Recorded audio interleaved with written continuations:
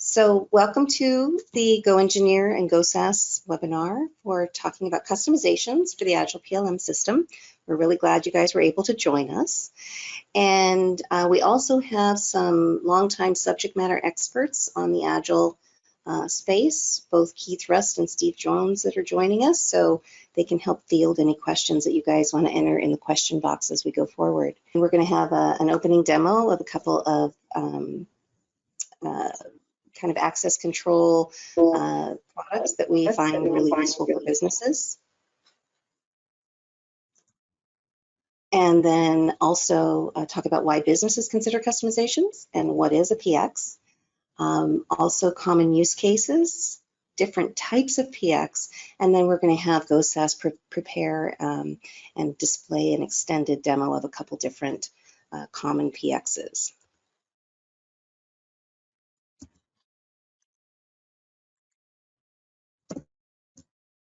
So just real quick blurb about GoEngineer, been in business a very long time, lots of employees across the US. We do have a very strong Agile PLM business, and we've been servicing customers in the Agile PLM space for over 17 years.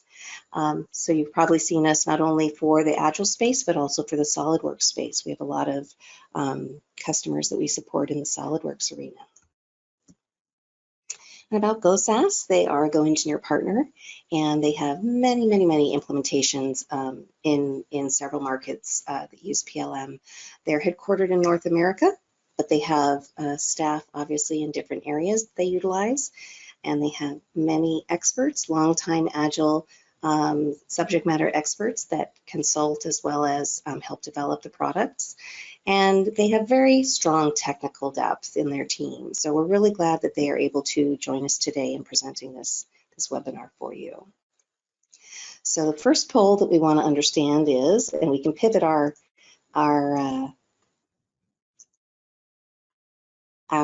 presentation based on the mix of business users or IT users, so we can adapt that a little bit. So why don't you guys go ahead and let us know what you are coming in, your perspective and coming to this webinar. Okay, so we're getting kind of a mix. Very good. Thanks for participating and giving us a little background on you.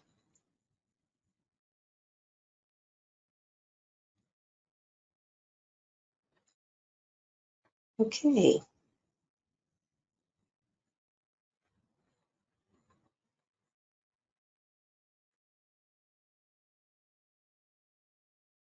All right.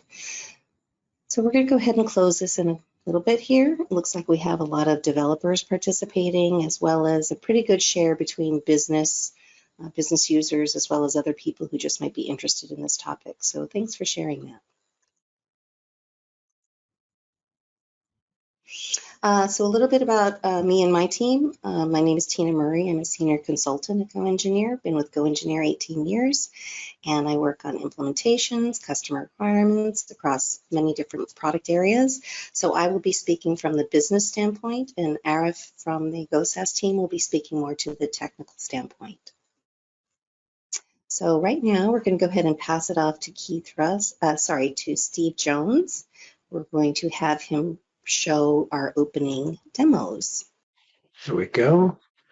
And I am sharing my screen. Is everyone seeing Agile? Yep, looks good. Okay, yes. Fantastic. Thank you. So I'm Steve Jones. I've been asked to kind of talk real briefly about what is a customization. Kind of show you what we're talking about here. So a customization, basically, there's Agile has a rich, and I guess I'll get a little more techie here. An API that we can use to automate things that happen in Agile. In other words, anything that you can do manually in Agile with clicking around, updating fields, etc., you can automate that. And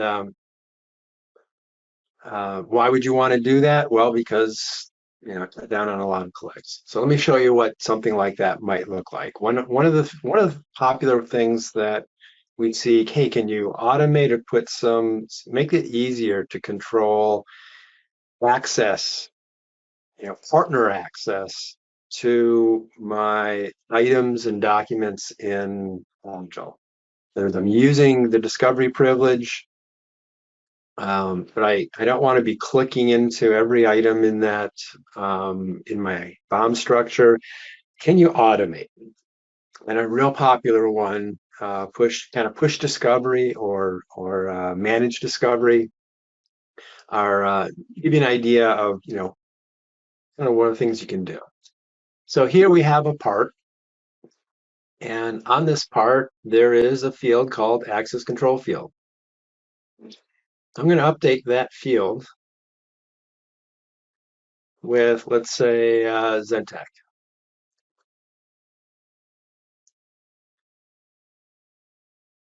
Now, Zentek, the configurations that we have, the privilege configurations we have it looking at that field. And now Zentek is the only partner who has the ability to discover this particular part. But I don't want them to discover this part.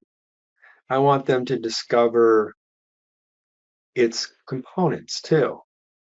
If I go and look at the components of this, I see it has a few. I could go and click into each one of those and do what I just did, update the field on that so that the Zentek now has access to this whole BOM. But I want some sort of automation. And that automation, it can be something that is triggered. It's something that can be triggered manually. I'm going to trigger it manually. So I'm going to come back here and I'm going to go up to the actions menu here. And we added a menu selection here to this. This is something that you can do. You can add additional menu selections to this actions menu. And what I want to do is I want to take that Zentek that's on this part and I want to push it down. I want to push it down to all of my component parts. And I'm going to refresh there because I did this in the background. And we'll see that it pushed it all the way down, even down to subassemblies as well. So now Zentek has the ability to discover not only this part, but all the supporting parts of the BOM. You can trigger automations like this from the actions menu. You can trigger them from, let's say, a workflow step. So let's pick something different here. So anywhere along this workflow step, when a change order goes from one step to another, you can trigger an event. You can trigger an automation that can go out and do what I just did there manually. Go and push the discovery down through all the affected items. You can do validations. GoSaaS is going to be telling you about all sorts of automations and things that can be done. I just wanted to give you an idea of what we're talking about. So one is within Agile, you can automate. You can automate what you can do manually. But more than that, you can launch plugins if you want to think of it as plugins. So a lot of what we're seeing now in the company that I work for, we're seeing the users request very specialized screens, very specialized functionality that maybe just pertains to a certain group. They don't want to have to be clicking all the way around, clicking all these tabs, looking for things. They just want a screen that's pertinent to them. So Agile does have the capability. Again, I can go to this actions menu here, and um, I can create. You might call it a plugin or a web app. And there's a couple of them here. I'm going to pick Manage Discovery, and it's going to launch um, a web app that was designed, that was built.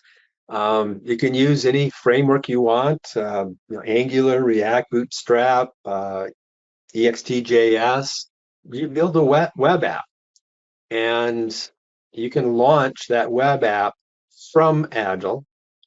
And what's more is that it will know where you launched it from. So I launched this from this finished good. I'm looking now at the bottom of that finished good.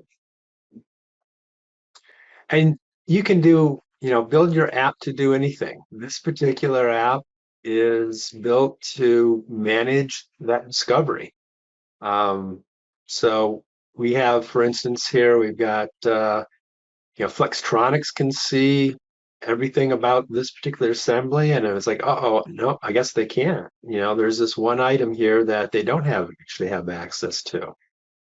Um, but let's say I want to go in and I want to, let's say I want to take these three printed circuit board assemblies, and I want Zentek to come in, it's my other partner, and I want them to quote on them.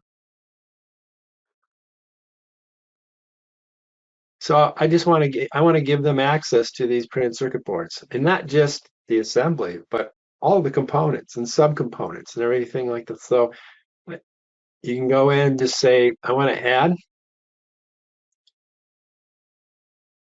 and not only does it add it to that assembly, but it adds it to all assemblies all the way down.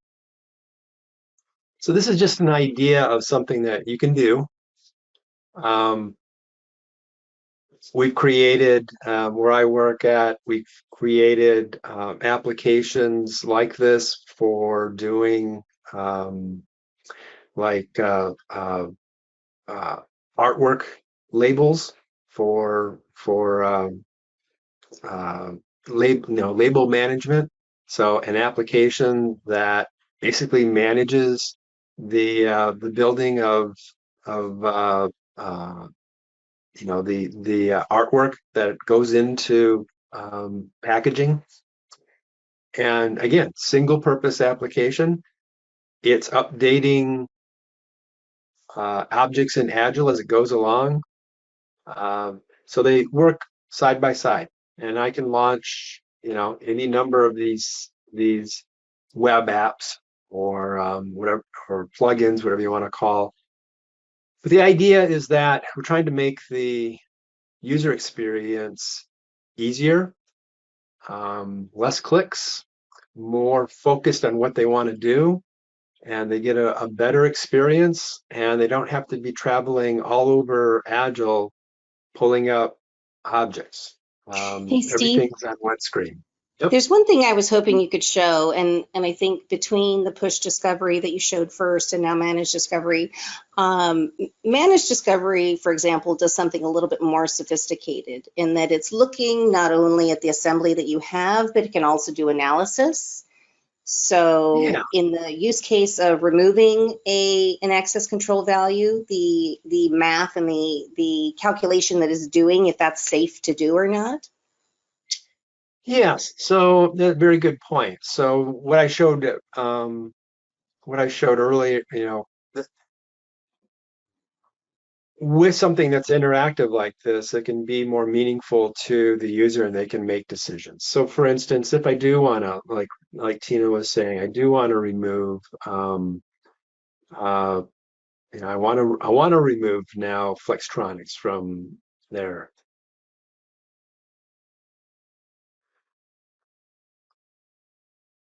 And it's going to ask me, hey, do you want to do a where used check?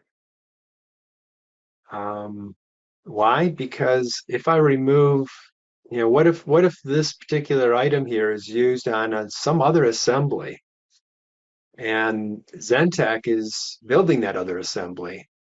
I don't want to remove them off of this circuit board, because then they won't be able to build what they were building before. That other assembly. So yeah, I want to do where use check. It comes back and says, hey, no conflicts found.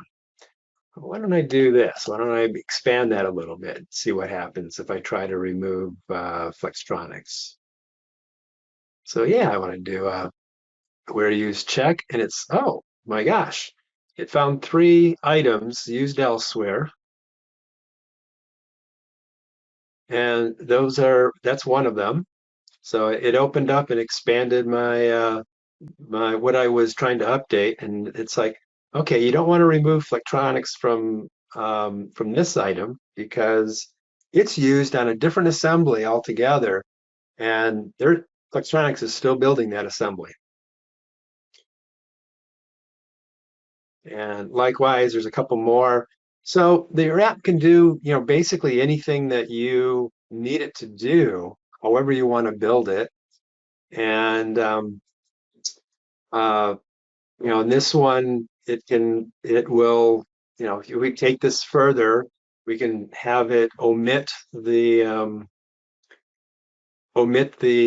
uh, items, or that Zentek, there's a conflict with Zentek, and I'll just manually do that. And yeah, or I'm sorry, Flextronics. We're talking about removing Flextronics. So if I try remove Flextronics now, no, I've already done it. I'm just gonna remove, and just right there, just remove Flextronics from those 3 printed circuit boards, And all so levels. Yeah. yeah, what we're seeing here, Steve, is also written back to Agile, correct?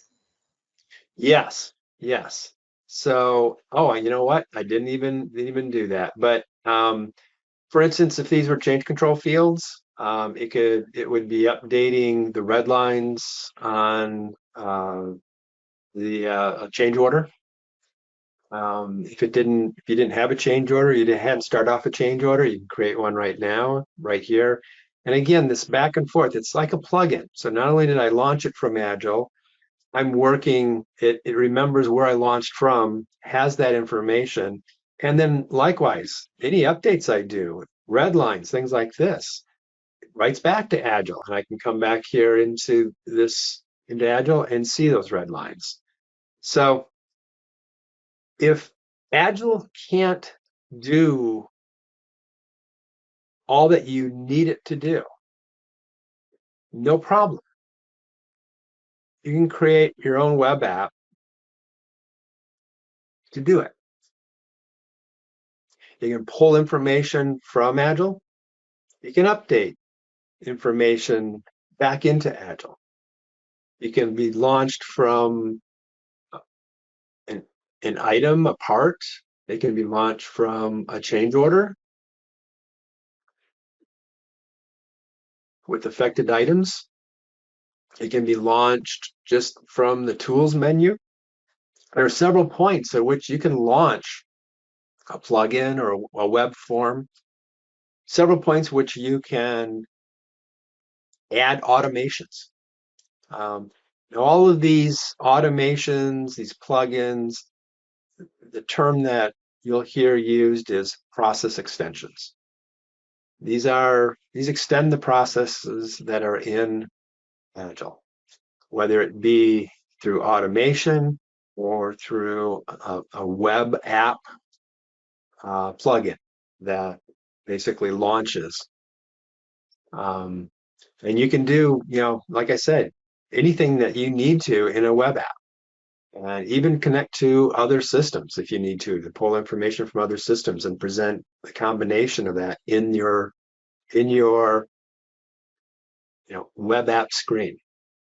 So discovery is a rather common one that we see a lot. Agile doesn't do a very good job. It has great privilege set up there for making it so that partners can't discover anything that they shouldn't, but the management of discovery is not that great in Agile. So along comes automations or web apps like this that take care and help you with the management of access to your intellectual property. All right. I think I've introduced what we're talking about in terms of automation and plugins or process extensions. Um, I'll turn that back over to you, Tina. Okay. Just a reminder to our participants, if you have any questions as we're going through these demos, go ahead and enter them in the questions node in your meeting panel, okay? So why do businesses consider customizations? Steve touched on a couple of those. We want to reduce manual tasks, things that are error prone. This is especially true when we're looking at access control models where you're granting access to and or protecting your IP. We don't want gaps, but we don't want to over award access to your IP either. So there tends to be a lot of automation around making sure that that works as expected.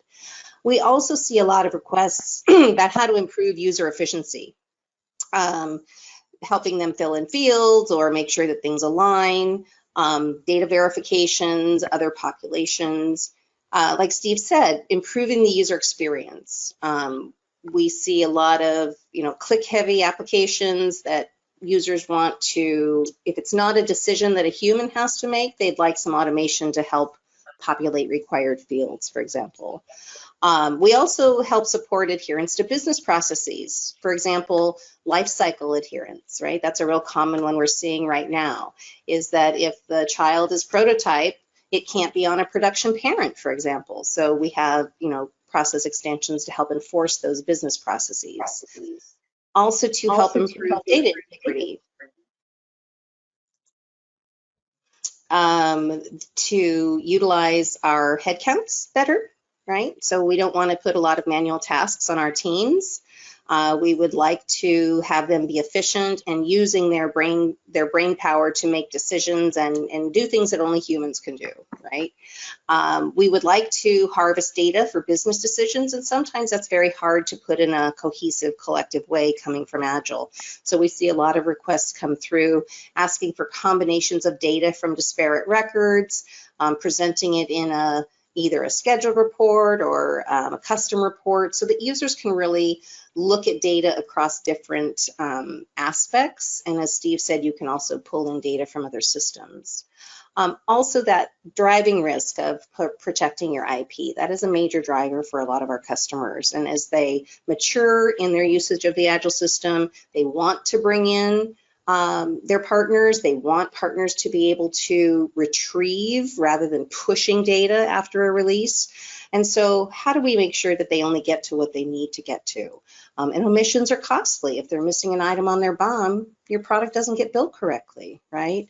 So we see a lot of these requests coming through. And I think the common theme is that users of the Agile system, they're expecting their applications to be easy and simple and specific to their tasks.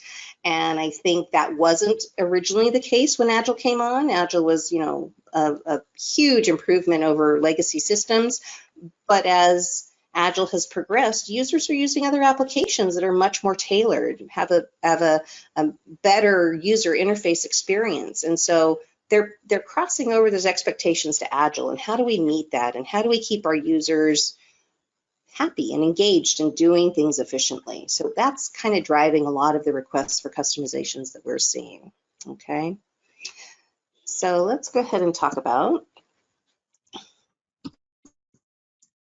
generally, what is a process extension, right? We've got applications that we can write, we can create programs, we can enhance functionality, extend functionality, utilize the system in an extended way. It's basically custom code for what you want or need. And I will say it is super rare to have a customization applicable to more than one customer. Everybody likes to do things a little bit differently, and that's okay. Things can be tailored to fit your business process. But at least coming from GoEngineer and GoSaaS, we have libraries of things that we can leverage to help you in that path. So the common use cases, a lot of reporting going on, a lot of data analysis, merging data. In the quality space, we see entering pictures into those large text fields and using those pictures from a failure analysis to generate a report that's customer facing. So we see a lot of enhanced data entry in Agile with some of the new fields. And then we also see a need for customers to pull that data out and present it to a customer or to another internal consumer. A lot of data audits and data verification. Do you require AML? Historically, you'd have to check that manually. It's not configurable through required fields, so we can support that with a PX. What about obsolete manufacturers? Should users be making new MPNs with obsolete manufacturers? Probably not. How do you enforce that? Hard to enforce out of the box. And of course, process automation. So if it's a non-value add activity, and I will tell you that approval matrix are getting much more complicated over time. And so we're seeing a lot of need to automate and leverage data in a different way. Approval matrix is one where different groups have different data drivers, and so the approval matrix, automating the approval matrix will ensure that the right people are getting on at the right time because it's based on data drivers, not on reading a spreadsheet and making sure everybody gets on there. The access control, so push discovery, managed discovery, like Steve showed, those are really common process automations of how you maintain your access to your IP. Also improving data integrity out of the box. When you save a new record, it brings all the legacy values. Not always helpful. So you might choose to clear some of those values, make the creators think about some of the fields rather than just carrying forward those legacy values, which wouldn't get touched because they're populated even if they're required. And also the integrating with other systems. We've had requests to integrate to conflict minerals systems, for example, or we want to do a data feed from another system that makes records in Agile, so like an import conductor or something that populates updated values into Agile, so we can do that as well. And finally, the complex business logic, supporting some more complex decision trees that traditionally would be managed by a human, right? So we can support those with automation. And just real quick, for the business users, I'm a business user. These are the quick shortcuts to the variety of mechanisms that are available to us. And I think Gareth is going to go into more detail for those of you that are more technically minded. So what we see in the Agile space are a lot of things that operate within the system, those internal custom actions, events that happen. So I'm doing a save as, I'm doing an edit, I'm doing a change status, and things are getting launched by what the users are doing in the system. A lot of the dashboards, fancy dashboards with drill down capabilities, so those can be enhanced through PXs. So those are just some common examples of the things that we're seeing that a lot of different customers deploy combinations of to enhance their Agile system. Okay. All right. So at this point, I'm going to go ahead and hand it off. So Eric, are you ready? Yeah, I'm here. Thank you, Tina. Okay. There we go. Okay, show my screen. So let me pull this down. So are you seeing a PowerPoint? A single PowerPoint? Yes. Okay, great. So I'm Arav. I'm with GoSaaS. I'm a partner. I'm part of the Agile practice. And that Steve gave a excellent explanation of the power of the API and how it can be used for multiple advantages, user adoption, business process enforcement, and then security access. And I'll go over a set of business uses and business use cases that we have implemented. So a little bit more about PXs. So there are multiple types of PXs, okay? So just digging a little deeper, okay? So then the first one I would say is the web PX or the dashboard PX. So this is a PX that can be launched from, and we will see where PXs are initiated. So let's just kind of start from the top right. Where do we initiate PXs? So PXs can be initiated from the action menu. So the action menu is specific to a change or an item or a discussion.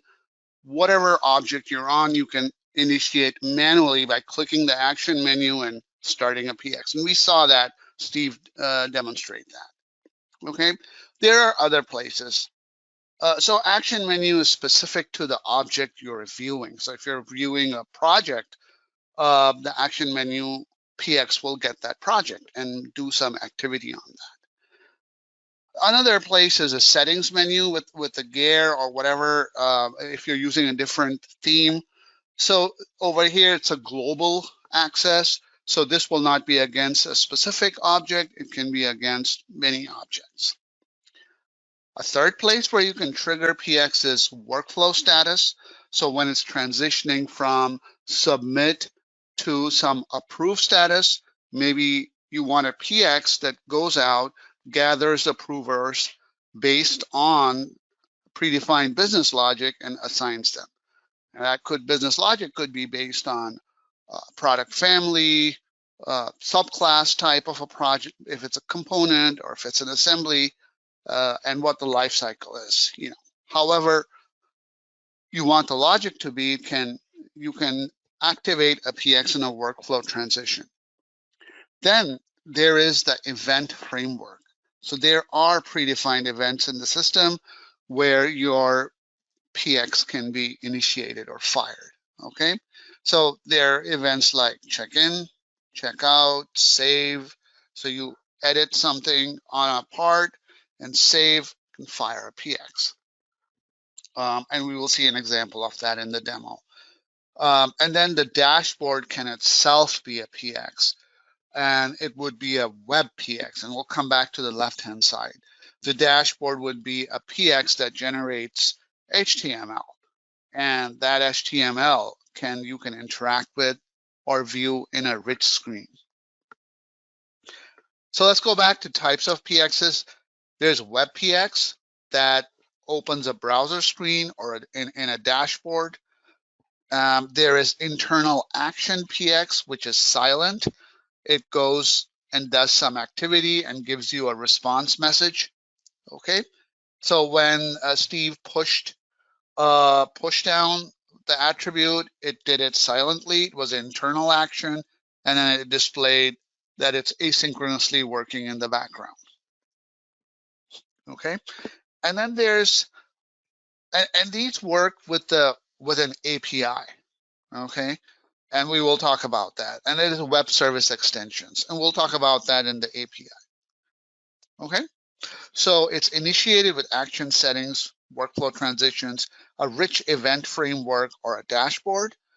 And when you initiate it, certain things like action menu are internal actions. But then from this menu here, you can kind of fork off into a web screen or a rich web interface. And that's also something we saw, a web PX, when the manager of push down discovery manager came up. Okay, so when we implement PXs, most of the time we're using a Java API. Okay, so there is Java internal actions deployed, and Java API is programs that you deploy on the server, and that's your process extension. Okay, so Java requires knowledge of the API, the Agile API, and some code deployment, etc. Now, the other way is a quick way is Groovy scripting. This is part of the Java client. It's within the Java client, and you can write script for quick validations, and or you can do whatever you want, but it's not suitable for large complex data sets.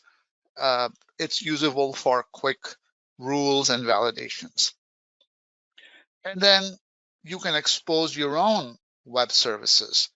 So an external application will call that web service and update data or get data. The web service would be authenticated with a user or some kind of account, and that's another interface, programmatic interface, a web service. Okay, so these are the implementation options. And if to completeness, the event framework, you can, the events are, and it's 2 columns, but they're the same. It's like approval of a workflow is an event, or creation of an object. Okay, so all of these are available. Update title block is really save event. When you update title block, it implies you are saving. So a little bit down in the weeds, there are events for many things that happen, and on that event, an automation logic can be fired. Okay, so PXs are very powerful. They allow you to do anything that you need to do, okay, in Agile. Okay, so I've got a list of process extensions, and I'm going, this may, as we go through this list, it may invoke some kind of a need. So that's the objective, that you may have a need that kind of maps with all these extensions that we have. So GoSaaS has written these at some point or the other. So like intelligent auto numbering, I know that we are not supposed to have intelligent auto numbering, but at some point there may be a necessity, or something of the sort of generating a number, not an auto number, but a UDI for a medical device, or some other kind of a label generation based on logic. So there's intelligent auto numbering. There are many times you need a PDF generated. So someone saves a certain kind of drawing or a certain kind of Word document, but it has to be shared and it needs to be a PDF. So one would use the Java API and maybe a library to generate a PDF in the Java and generate a PDF and attach it. So that is something that we've seen. Okay, so Tina alluded to BOM rules validation. So at the maybe at the top level, and the trigger point for the BOM rules validation, let's say there's a rule that a child cannot be in prototype if the parent is in production. Let's say there's life cycle precedence rules, okay?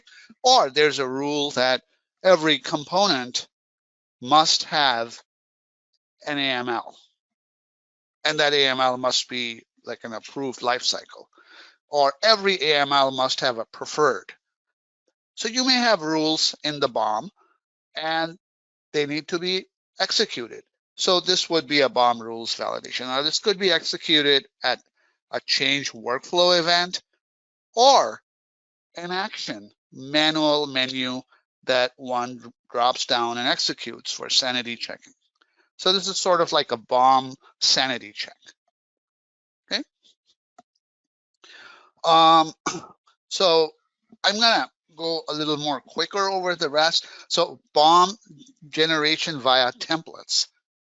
So I've got a demo of this, okay? BOM generation via templates is you may build templates of BOMs, and then a tool can, you select a template and you generate a BOM from that template. So there's BOM generation, okay? Similar to what they have out of the box in projects. You can have complex reports with layouts, push down attribute on a structure. That's what we saw. And I have a demo of that too in a slightly different way, but push down attribute.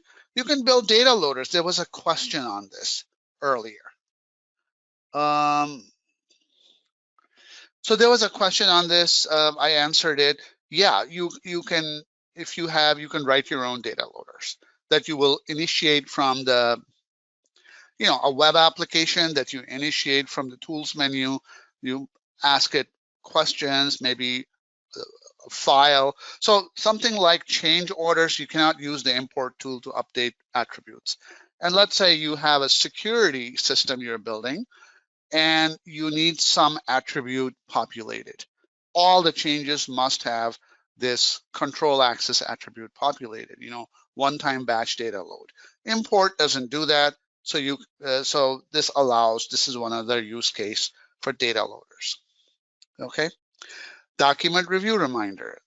After every 2 years, the FDA or your medical device company, you want your supplier document for your supplier review to be re-revved, okay, every year.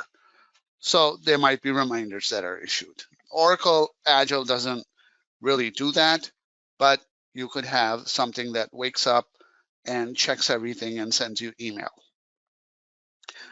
Relationships, auto value generator in description maybe, and we don't have a demo, but we do have an auto value generator where you use your attributes to generate the description of the part. Okay, so a resistor might be the description might be the text resistor and comma ohmage comma some other material or some type. So it generates a value automatically. And the logic could be if you have something in there, don't overwrite it, etc.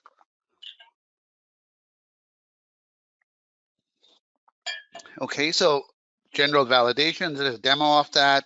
Compute, rate times the quantity, etc. You can compute. You can generate email. So the Java has a email API, and you can generate email from the system, attachments, etc. So, and then there is custom integration. So you have a CRM system and you want to feed complaints into quality management or PQM. Well, you can have custom integration through the API. Let's say you have an advanced concept is like your MES system has IIoT, Internet of Things, and it's a sensor that's measuring every time maybe a tube gets manufactured. Now, if that certain things are not going, it's not fitting as some manufacturing process is failing, it can generate a quality event to PQM. And how a machine would do that is through an API and through integration. So it's like then you would fix that tube diameter and it's like designed for quality. There's a feedback from the manufacturing system into your quality management system, which is in PLM. Okay, so integrations, not your classic ERP, but other integrations. I have a screenshot of employee training record. Let's say certain documents require certain users to be trained against them for that to be released, or maybe after release, you want to make sure a set of people are trained against them. That's your ETR system. And I have screenshots of this because this is a full application.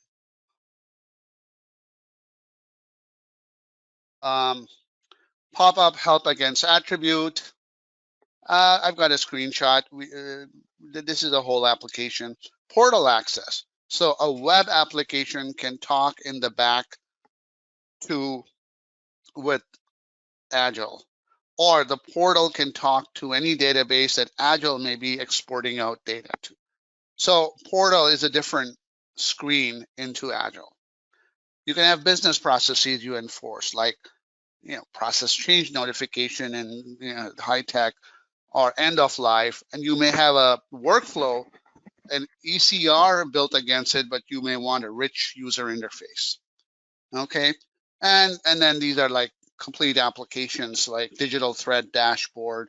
So you have a dashboard that's using the API to talk to your PLM, Agile, and then your ERP and MES and different things, and consolidate it to give So you enter a part number, it gives you a thread across all systems. So that's an entire solution, but it uses the API and the PX model, and so forth. Schedule jobs. You may analyze the BOM and drill down into and get metrics out. So these are a sample list of use cases. There are more, of course, but this is something at least I have seen and are useful. Hey, Arif, can I ask a quick question? When you say the help pop up against attribute, I think a lot of people talk about those as either tooltips or mouse over help. If that rings a bell, a lot of people have asked for that for many, many years in Agile. Okay. So we get that request a lot. Okay, so yes, and I've got a little screen. So let me go on from here. Yes, good. So at the bottom right is one of those that you hover over an icon like assembly rating, and there's a little graphic, and you hover over it, and it pops up text. It pops up an HTML, which could be an image in the HTML. Okay, so that's your tooltips. Another example is a wizard UI. So EOL or PCN, there's a workflow, and you may want to step through it, save it, come back, and do some activity. And it's a rich web PX, a web interface. So I'm going to skip on these for now because I want to do the demo, and so PDF generation, click on action, go to create PDF, preview, that's your action triggered PX, and it creates a PDF based on data or complex reports. Okay, with a complex report like this, that Agile may not be able to create, really customize. So I'm a quick demo of certain of these things. So there's an easy to very complex. So that's the order. So the easy one is validate something or compute. Okay, so let me pull in my screen here. So this is your Agile screen, and I'm on a project. Okay, so let's say I have a bunch of projects in PPM, and I want some metric to score. I'm a semiconductor mixed signal, let's say, manufacturer, and I want to come up with a score on how to prioritize the projects.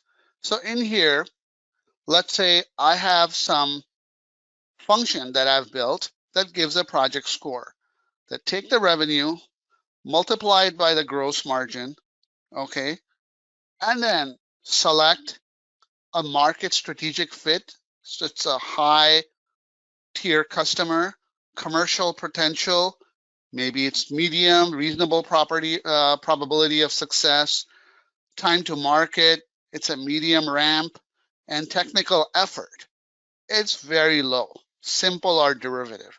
So it uses these, so there's a function behind it, and calculation. So it takes these 41,000 times the gross margin times the market strategic fit divided by all these sum of these numbers. So if I save it, I get a project score. Now, the higher the project score, the more priority it is. So if I do a list of projects and I'm evaluating them, I can sort by project score. Okay, so that's one. That's easy. This was done in a Groovy script, no Java, and it's validation and computation on the screen. So the next one, so you can, next one was push down. It's still here. So you can do calculations, validations, updates right on with the PX. The other one is it so happens that it's also on PPM, well, it could have been on BOM like Steve showed, but let's say the product family, I want to change it to digital semiconductor and mixed signal. Okay.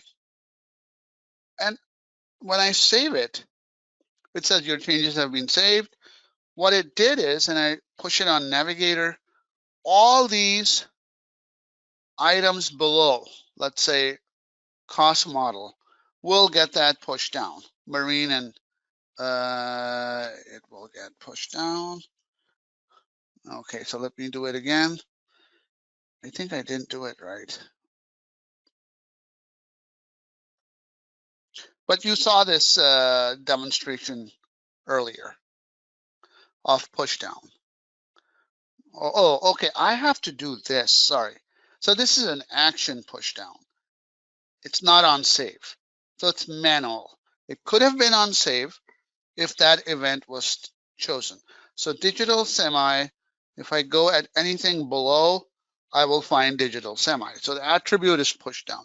Now anything that depends on the attribute, be it security, be it just clustering the project all together, will now have that attribute. So that's a little bit more complex.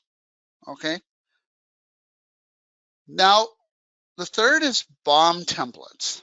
Okay, so let's say I have this BOM template right here. It's a dummy template. It's got a test assembly, a die, very simple, and a package. Okay, and I want to use this BOM template, it could be hundreds, to create a BOM. So first, let's say I need to create a finished good, which I want the that BOM template to be under. So my finished good is FG00016. Okay, so test for BOM template.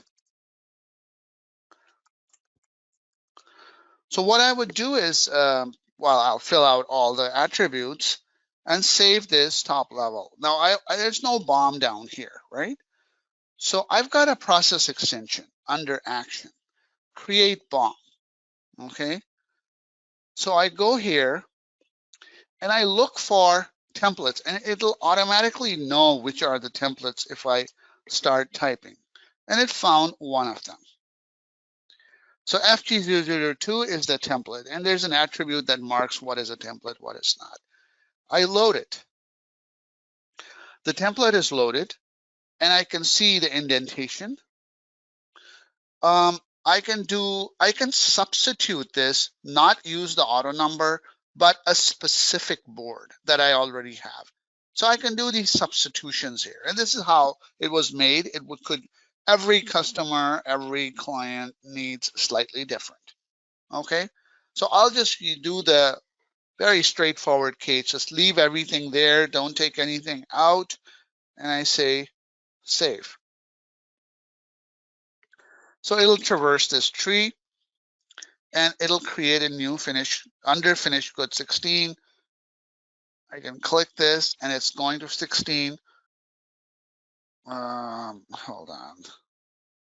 Test for BOM template. Okay.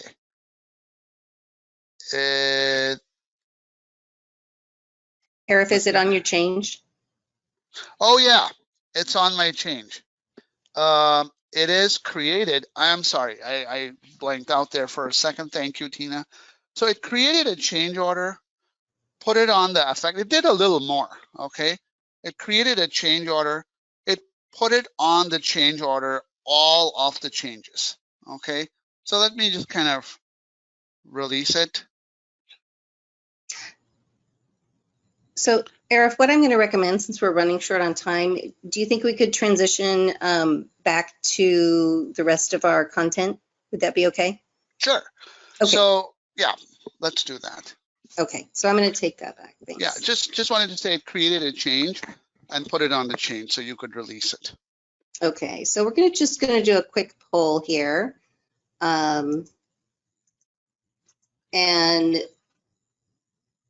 if you guys could help us understand why you're interested in customizations. I mean, we know what we hear from our customers, but you're obviously attending this presentation because you have some sort of interest. So we just really want to take a quick poll and understand why you're here, what you're hoping to get out of this.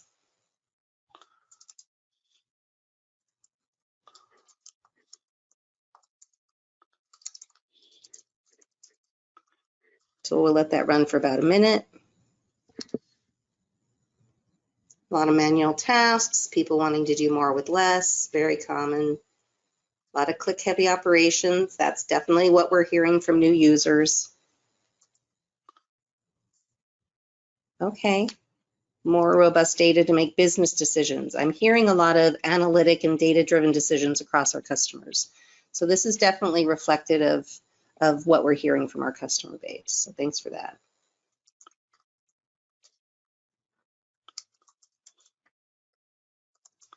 Yeah, more with less and team bogged down. Getting a lot of that. Okay, great. I'm going to go ahead and close that so we can continue. Thanks for giving us that feedback, you guys. So questions and answer. I will say at the end of the deck, we've got our contact info. We've got information. We encourage you to join our community, just like the Western Region Agile Users Group, the WRAU. You can post questions, experts can respond. But when you join it, also select follow. If you don't select follow, you won't get the emails. And just to highlight, we do have some backup slides about standard library tools that we have, not all of them, just a subset of them, but also just some of those, hey, be aware of this as you're working on your PXs, right? If it's new to you, you might not have thought through some of these things. So we just wanted to throw in a little bit of those as you engage on this new path.